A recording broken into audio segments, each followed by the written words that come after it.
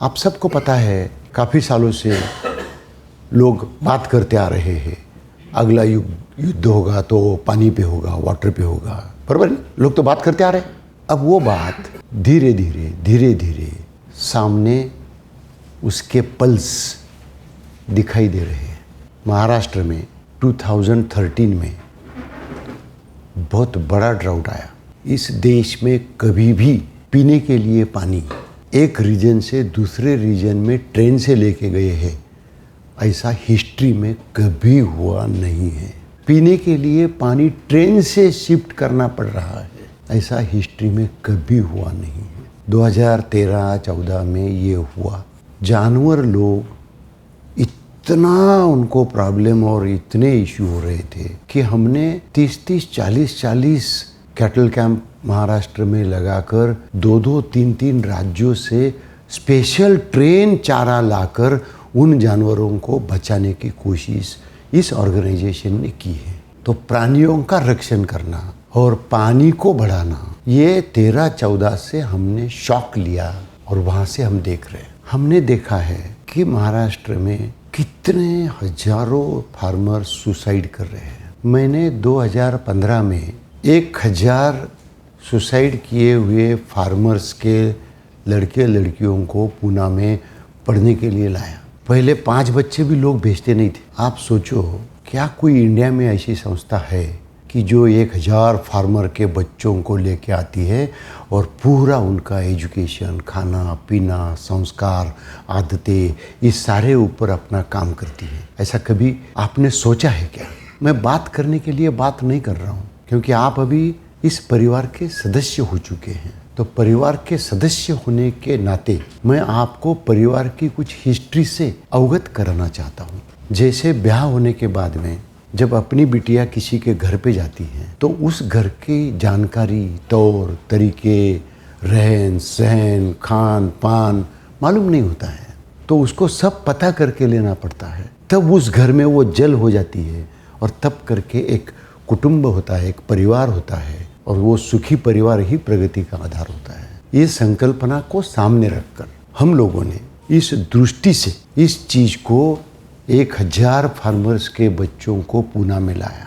मैं आपको कुछ बातें शेयर करना चाहूँगा, क्योंकि हम जिस पानी के फील्ड में काम कर रहे हैं उसके पीछे की किसानों की कुछ तकलीफें आप सोचते होंगे। मैं पूना में बैठता हूँ, ये 5 स्टार ऑफिस है, और यहाँ से बैठ के मैं किसान की तकलीफ़ को कैसे समझ सकता हूँ, या फिर मैं क्या सिर्फ बात करने के लिए बात कर रहा हूँ? नो, मैं महाराष्ट्र के बीड डिस्ट्रिक्ट में 500 पॉपुलेशन के विलेज में मैंने जन्म लिया है। मैं बैलगाड़ी से उस बीड जिले से प्रवरानगर शुगर फैक्ट्री पर किसानों के साथ, गन्ना तोड़ने वाले लोगों के साथ बैलगाड़ी में जाता था। मैंने जब सोशल काम शुरू किया तो 85 में 87 में मैंने महाराष्ट्र की 3000 किलोमीटर की पदयात्रा की थी। एक सेकंड गाड़ी को टच नहीं किया था। 3000 किलोमीटर पैदल चल के महाराष्ट्र के हर देहात में जाकर किसानों से बात कर कर उनकी कठिनाइयाँ समझने की कोशिश की है। यहाँ बैठ के 5 स्टार होटल में बैठ के आपके साथ 5 स्टार एम्पायर में बैठ के बात नहीं कर रहा हूँ। जितना महाराष्ट्र के रूरल एरिया को मैंने मेरे पैदों के नीचे देखा है, वैसा एक भी आदमी ने महाराष्ट्र में देखा नहीं है। जितनी पीड़ा किसानों की मैंने देखी है उतनी शायद ही किसी ने देखी होंगी। इसलिए हम हजारों बच्चों को लेके आते हैं, क्योंकि वो पीड़ा हमको पता है कि उनको आगे क्या होने वाला है। एक जनरेशन तो हम आत्महत्या में गंवा देते और दूसरी जनरेशन साइकोलॉजी में गंवा देते। जब ये बच्चे मैंने पूना में लाए और उनको ससुर में उनका हेल्थ चेकअप किया तो वहाँ के डीन ने मुझे फ़ोन किया, बोले मुथा जी आप ये क्या कर रहे हैं? मैंने बोला क्यों? तो बोले इसमें से 1/3 बच्चे तो खुद भी आत्महत्या करने की बात कर रहे हैं। आप समझ लो, जो किसान आत्महत्या करते हैं उनके जो सर्वाइवल बच्चे हैं उनमें 1/3 बच्चों में आत्महत्या करने की प्रवृत्ति होती है। आप प्लीज़ ये सारी चीज़ों को अंडरस्टैंड करो अपना काम करते समय, तब आपको पता चलेगा कि आप क्या कर रहे हो और किसके लिए कर रहे हो। हम पाटे डालने का काम करने के लिए यहाँ नहीं बैठे, नई ऑर्गेनाइजेशन उसके लिए है। मैंने उस चैलेंज को स्वीकार किया। मैंने मेंटल हेल्थ डिपार्टमेंट खोला।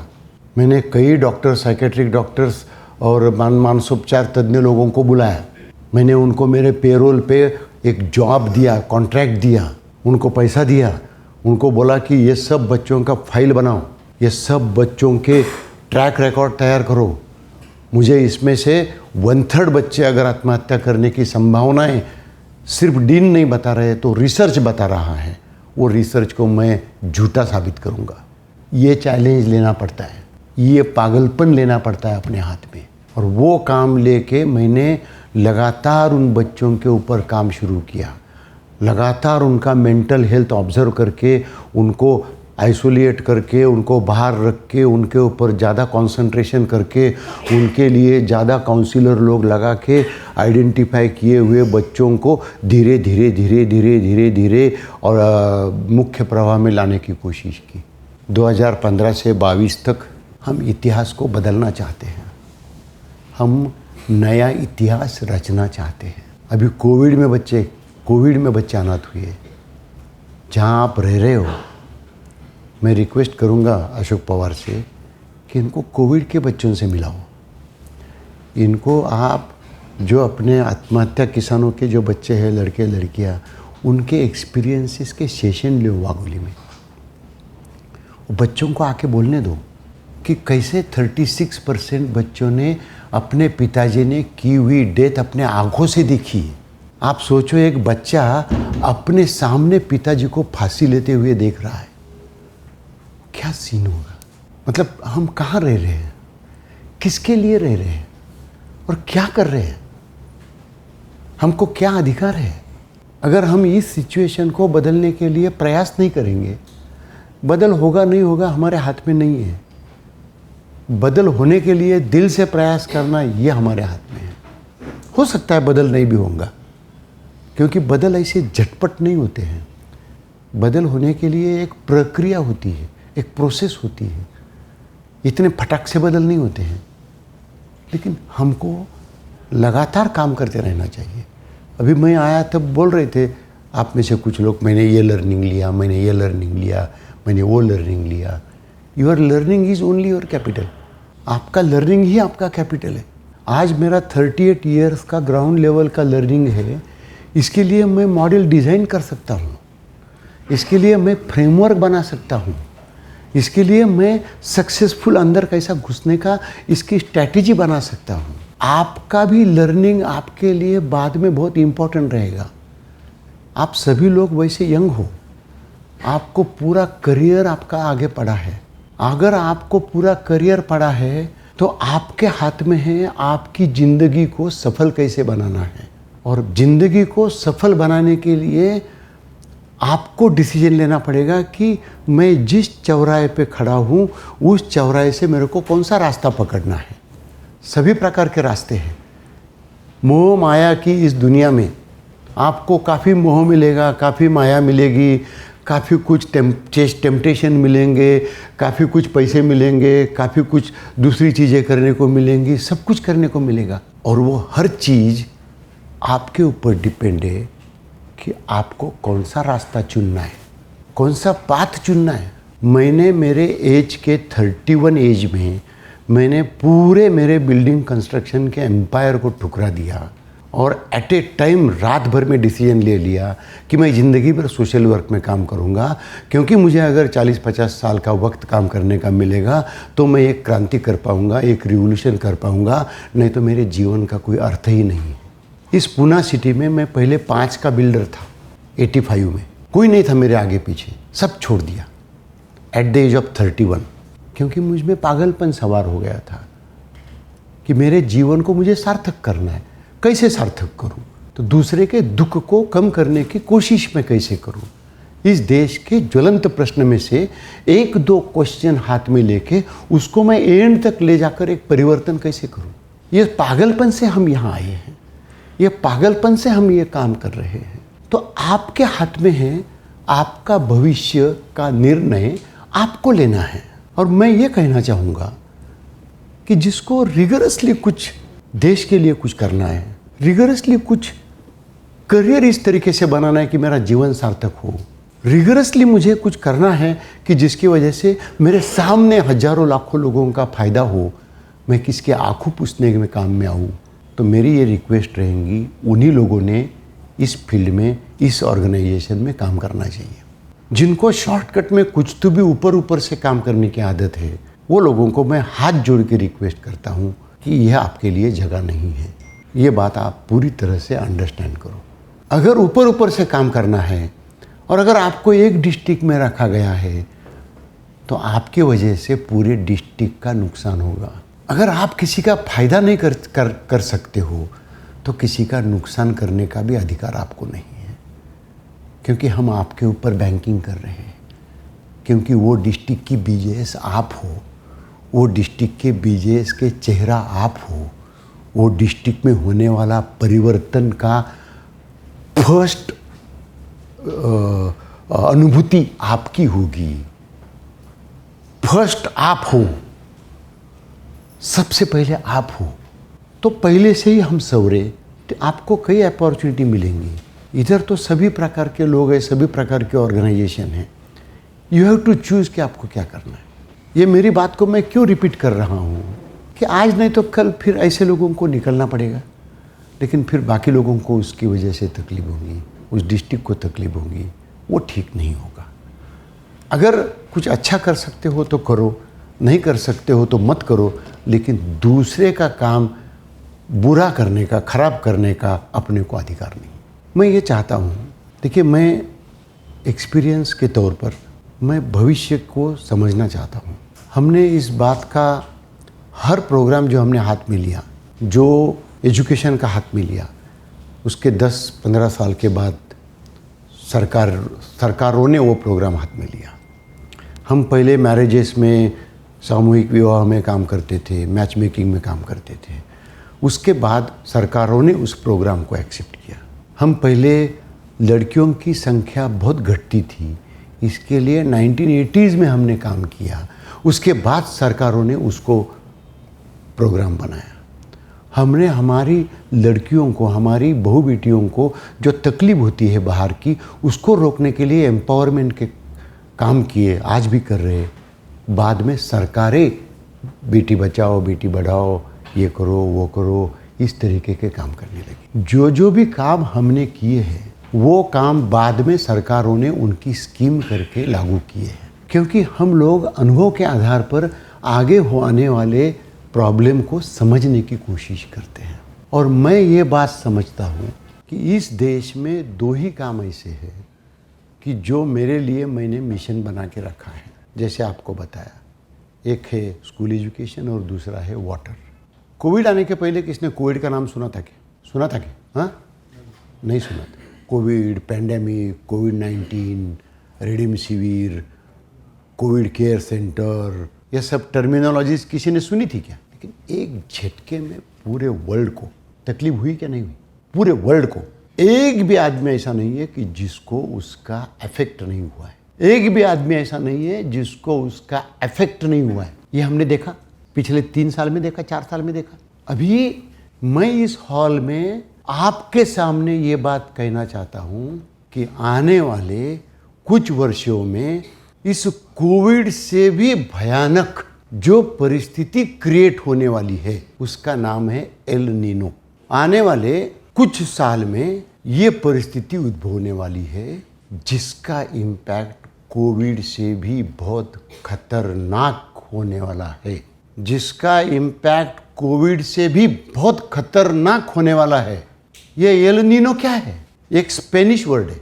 मैं इसका मतलब आपको समझाने की कोशिश करता हूँ। एल नीनो एक स्पेनिश वर्ड है। इसका मतलब ये है, आप सबको एक बात पता है कॉमनली कि क्लाइमेट चेंज हो रहा है। ये तो बात आप सबको पता है, पूरे वर्ल्ड में सबको पता है, सब पूरी दुनिया उसके ऊपर काम कर रही है। एल नीनो ये उसका एक पार्ट है। एल नीनो यानी पूरे एशियन ओशियन पैसिफिक में पूरा की पूरा जो पानी है वो एकदम गर्म होने वाला है।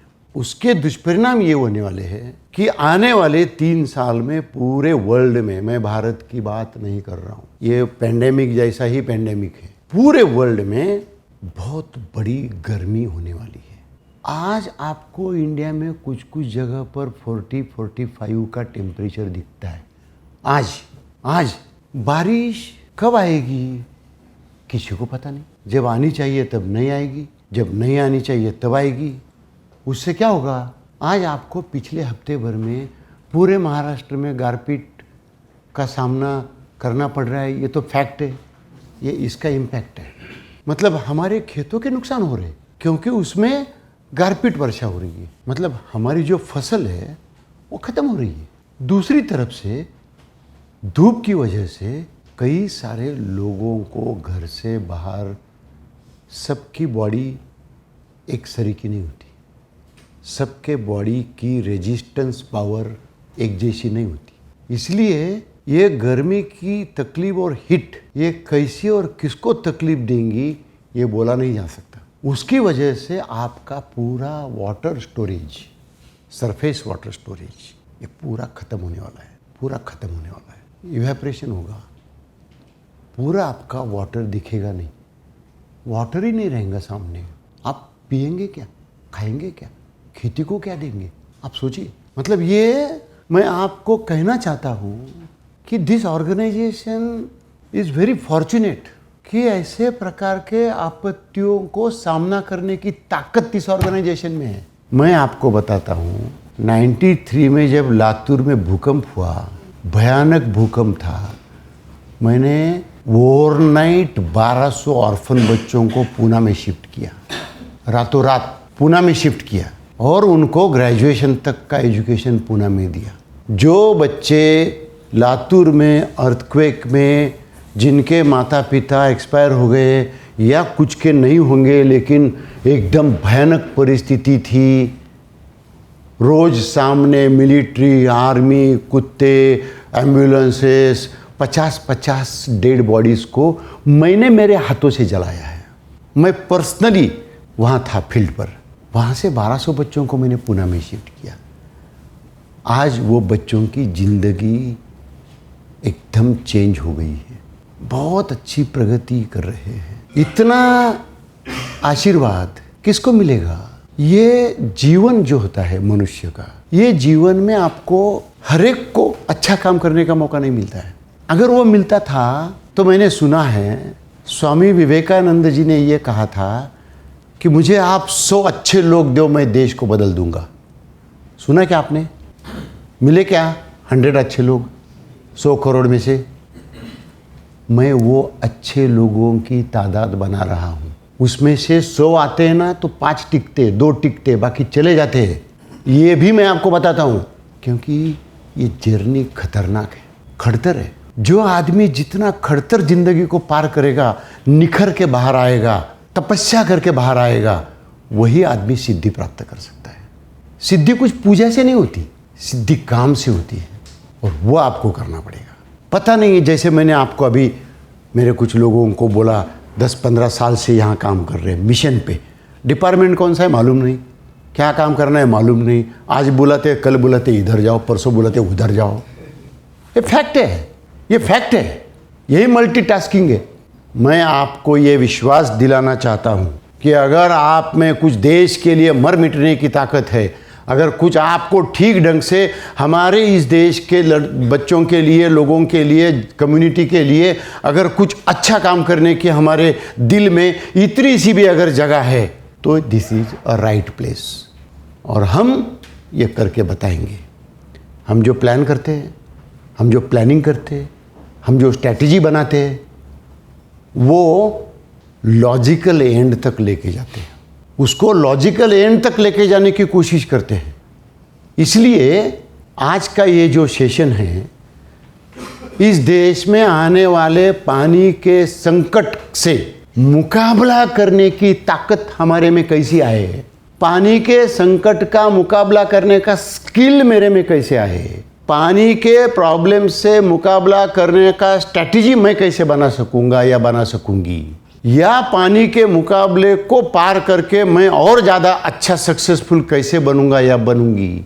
ये अगर आपके ऑब्जेक्टिव होंगे, ये अगर आपके टारगेट होंगे, तो उस टारगेट को हम 100% सक्सेसफुल बना सकते हैं। देखिए, पैसा लाइफ में सब कुछ नहीं होता है। आपने सबने बोला मैंने पहली नौकरी कहाँ की। मैंने पहली नौकरी पूना में 250 रुपया महीने से की। 225 रुपीज़ पर मंथ मेरी नौकरी पूना में थी। जब मैं वो काम करता था उसका नाम था कंपनी का नौलाखा एग्रो इक्विपमेंट। वो फवारे के पंप बनाती थी। मैं सवेरे 11 बजे जाता था, 5 बजे आता था। 1 महीना हुआ। मेरा क्वालिफिकेशन है बीकॉम 3rd क्लास। आपको बताना चाहता हूँ, मैं कभी भी 35 से 40 के ऊपर मार्क नहीं मिला सकता। आपको सब मालूम होना चाहिए कि आप किसके साथ काम कर रहे हो। मेरा एजुकेशन 0 है। मुझे कंप्यूटर आता नहीं, मैंने अभी तक कंप्यूटर को हाथ लगाया नहीं। मेरे को कीबोर्ड चलाना आता नहीं, ये भी आपको बता देता हूँ। मैं अनपढ़ आदमी हूँ, मैं एक देहात का आदमी हूँ, मैं एक गंवार आदमी हूँ। लेकिन देहात का और गंवार आदमी भी इस देश में परिवर्तन ला सकता है, किंबहुना वही ला सकता है। इसलिए आपके सामने खड़ा हूँ। हम हिम्मत नहीं हारेंगे, हम लॉजिकल एंड पर चले जाएंगे, हम काम को कामयाब बनाएंगे। 40 साल की तपस्या है हमारी, वेस्ट नहीं होने वाली है। भगवान देखता है कि कौन अच्छे दिल से काम कर रहा है। भगवान को पता है कि कौन कौन से इरादे से काम कर रहा है। मेरा ब्रीद वाक्य है, अगर आपकी नीयत साफ है तो भगवान आपको साथ देगा। अगर आपके माइंड में कुछ खोट है तो भगवान आपको लाइफ में माफ़ नहीं करेगा। ये सूत्र है जिंदगी का, ये सूत्र लेके हम लोग काम करते हैं। आज तक 38 साल में एक भी गवर्नमेंट से एक भी रुपया हमने नहीं लिया। We don't accept any money from government. We are not contractors. हम बदलाव लाने के लिए आए हैं, हम परिवर्तन लाने के लिए आए, हम परिवर्तन लाएंगे। पैसे के लिए हम कभी काम नहीं करते। हम CSR से लेके आएंगे, हम घर से डालेंगे, जो होगा वो होगा। आदमी का क्या है, आज है तो कल नहीं है। क्या पैसे को चाटेंगे, कुछ नहीं होता है। आज का दिन हमारा, इतना ही सोच के काम करना। जो मैं कुछ करूँगा आज के दिन में अच्छा करूँगा, कल के दिन का पता नहीं है। पैसे के पीछे भागने वाले लोगों की संख्या 99%, क्योंकि वो एक बड़ा सपना है, दिखावा है, भौतिक जिंदगी है, बहुत बड़ा अलग दुनिया है। उसमें एंड नहीं है, उसमें कुछ पर्पज़ नहीं है। Life without purpose is 0। हर एक आदमी के पीछे रोज़ रात को उसने सोचना चाहिए कि मेरे लाइफ का पर्पज़ क्या है। जिस आदमी को अपने लाइफ का पर्पज़ पता चलता है वो लाइफ में कभी भी वो आदमी सक्सेसफुली होता है। सो पर्पज़ के साथ चलो। कोई भी आसान काम करने के लिए हमारा जन्म नहीं हुआ है, ये बात समझ के लो। इम्पॉसिबल को पॉसिबल करना। जब 10 लोग बोलेंगे कि ये काम हो ही नहीं सकता है, तो अपने लिए वो चैलेंज है कि यस, ये मैं करूँगा। जब गुजरात में भूकंप आया, सबसे बड़ा भूकंप था 2001 में, बहुत बड़ा भूकंप था। मैं पहले वहाँ गया, मेरे को मालूम था लातूर अर्थक्वेक से कि मेरे को बच्चों को संभालना है अर्थक्वेक में, क्योंकि उनका नुकसान आगे ना हो। महाराष्ट्र से तो बच्चे मैं पुणे में लेके आया, गुजरात से बच्चे मैं पुणे में नहीं ला सकता था। लैंग्वेज डिफरेंट, बोर्ड डिफरेंट, सब डिफरेंट। मैंने बोला क्या करूँ, तो मैंने बोला मैं वहाँ जाके एक 25 स्कूल बनाता हूँ ताकि बच्चे स्कूल में आके बैठेंगे। 10-10, 20-20 हज़ार लोगों को रोज़ हम फ्रेश फूड बना के देते थे। ये रात दिन वहाँ था, मैं वहाँ था, कंप्लीट टेंट में सोता था। 26 जनवरी को भूकंप हुआ था। ऐसा बच्चे लोग गांव में रैली करते थे 26 जनवरी की। एक एक गांव में 300 बच्चे रैली में डबर के नीचे आ गए, एक भी बच्चा जिंदा नहीं हुआ। ये क्या दुख है, कौन सहेगा। आदमी हिल जाता है देखने के बाद, हिल जाता है। अंजार जैसे गांव में 300-400 बच्चे प्रभात फेरी कर रहे हैं। छोटी छोटी गलियां होती है देहातों में, दोनों तरफ से बिल्डिंग गिर गई, 2 मिनट में सब बच्चे खत्म। किस पर भी कुछ भी कभी भी कोई भी चीज़ की बारी आ सकती है। तो हम लोगों को उस समय हमारा कर्तव्य, हमारी रिस्पॉन्सिबिलिटीज़ को समझ के हमने आगे आना चाहिए। हमने वहाँ 25 स्कूल बनाने का प्लान बनाया।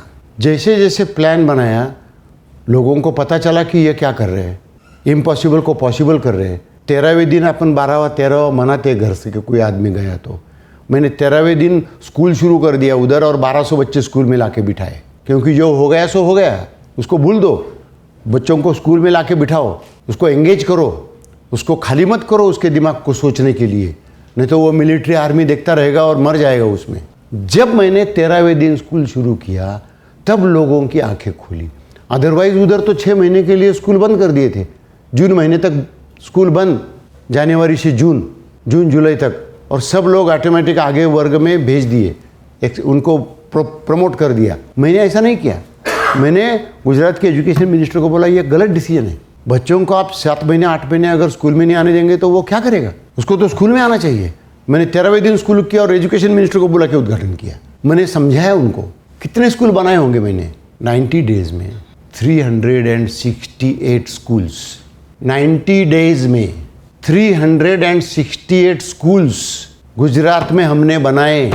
उस वक्त के प्रधानमंत्री अटल बिहारी वाजपेयी जी को वो छोटे गांव में बुलाया, उनके हाथ से वो स्कूल गवर्नमेंट को सुपुर्द किए। 1,04,000 कमरे थे, स्कूल रूम्स, और 1.25 लाख बच्चे उसमें पढ़ने लगे। आप सोचो, अगर मैं खुद नहीं सोचता था कि मैं कितना काम कर पाऊंगा, और उसमें मैंने 368 25 स्कूल कहा और 368 स्कूल कहा। ये मैं एग्जाम्पल क्यों दे रहा हूं? क्योंकि आप काम करना शुरू करो। आपका काम इस तरीके का होगा कि ऑटोमेटिक कारवा बनेगा और लोगों को लगेगा कि यही काम करना चाहिए और लोग करते रहेंगे। डोंट वरी, टेंशन मत लो ज़्यादा। ये पानी का काम ऐसा ही है, क्योंकि लोगों को उसकी ज़रूरत है। लोग जुड़ेंगे। आने वाले कुछ महीने में तकलीफ होने वाली है। अपने यहाँ लोग डिजास्टर होने के बाद नींद में से उठते हैं। मैं ऐसा नहीं करता हूँ। मैं पहले से हाँपता हूँ, उसको झाँकता हूँ। मैं पहले से उसको मुकाबला करने की तैयारी करता हूँ। वॉर रूम बनाता हूँ, लोगों को बुलाता हूँ, तैयार करता हूँ और फिर मैदान में छोड़ता हूँ, तो डिजास्टर का इम्पैक्ट कम होगा। इसके लिए 368 स्कूल बनाने का 25 स्कूल का सपना 368 स्कूल तक चला गया, और वो भी 90 दिन के लिए। प्राइम मिनिस्टर ने आके बोला कि ये क्या है। आप सुनेंगे उसके वीडियोस को अगर आपको टाइम मिला और ये लोगों ने प्लान किया होगा तो। प्राइम मिनिस्टर का भाषण। जब जम्मू कश्मीर में भूकंप हुआ, सुनामी हुई, अंडमान निकोबार में 37 आइलैंड है, 37।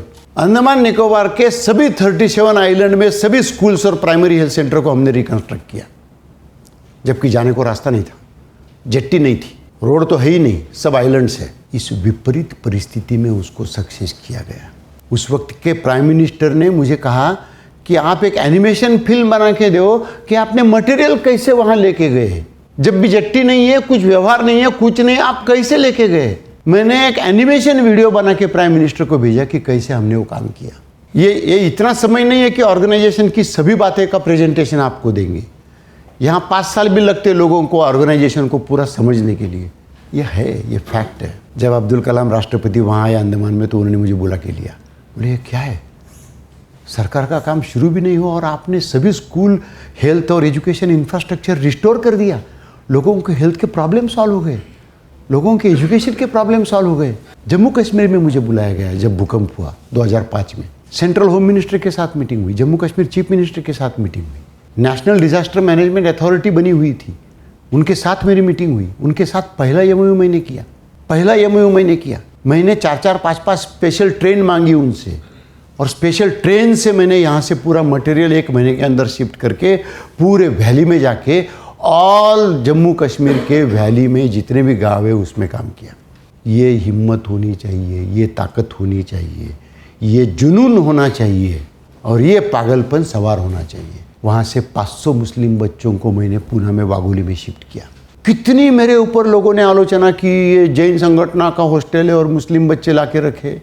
मैंने बोला यस, मेरे लिए जो आपत्ति में जो बच्चे आपत्तिग्रस्त हो गए वो कौन से जात के हैं, पात के हैं, उसका मुझे कोई संबंध नहीं। मेरे वाघोली के हॉस्टल में 4,500 बच्चे अभी तक यहाँ से पढ़ के गए पिछले 27-30 साल में, उसमें एक भी जैन बच्चा नहीं है, not a single Jain student. ये प्रकार के जुनून होने चाहिए, ये प्रकार का काम होना चाहिए, इस प्रकार से हमारे काम की शैली होनी चाहिए। ये सब एक्सपीरियंसेस हमको आनी चाहिए, ये सब लोग आपको शेयर करेंगे। वो यहाँ है 10 साल से, 12 साल से, तो उनको क्या अनुभव आया, 15 साल से, 20 साल से, जो अनुभूति वो उनको आपको बताएंगे, वो अनुभूति आपको लेनी है क्या नहीं लेना है, इसका डिसीजन आपको लेना है। So this is different place where you have come. ये बहुत डिफरेंट जगह है जहाँ आप आए हैं। मुझे इतनी बात मालूम है कि अगर मैं इंडिया में 13 राज्यों में 100 डिस्ट्रिक्ट को वाटर सफिशिएंट करने की कोशिश कर रहा हूँ, अगर इतना बड़ा डिसीजन, इतना बड़ा सपना, इतना बड़ा इशू और इतनी बड़ी स्ट्रैटेजी अगर हम बना रहे हैं, तो हमारे सामने बहुत बड़ा सपना है।